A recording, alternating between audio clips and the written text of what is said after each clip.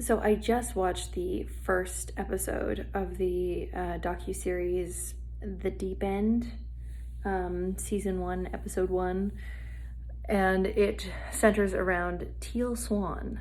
And there are so many things I didn't know about her. I've seen her videos here and there and thought, that's kind of profound, but also the way she says things, it's super confusing.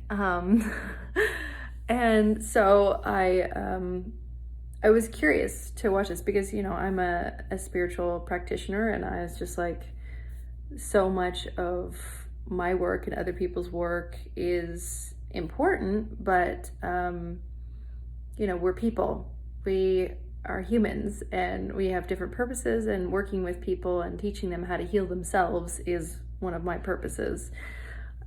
And the first red flag was like right off the bat with this show. You see her in the opening scene holding somebody in a pool, and they're clearly going through some sort of rebirthing situation, which I knew right away. But normally the person who is holding space for the other person, there's a loving energy and a presence there. But she was just kind of like, "You're safe." Yeah, it was a little creepy. And I was already like, oh, do I want to watch this right now? Do I want to open myself up to this kind of shit?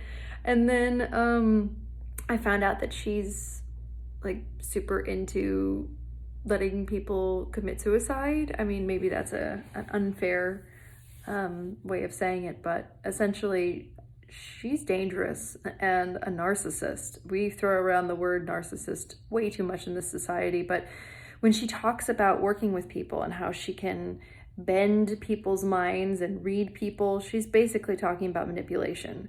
And that's like out of the playbook for cult leaders.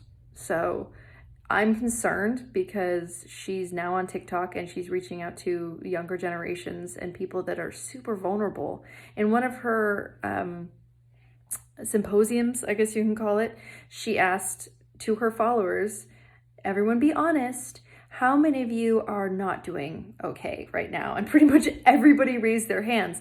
That's a huge red flag. If your followers aren't even happy following you or whatever, whatever life they're following, they basically do whatever she says and they're not happy. So that's like the first thing I tell people. If it doesn't feel right for you, walk away, because I can make suggestions, I can give you guidance, but really you are your own healer and you know what's best for you. She does not preach that at all. She believes that she knows what's best, and she compared herself to the fucking Dalai Lama. Bitch is crazy.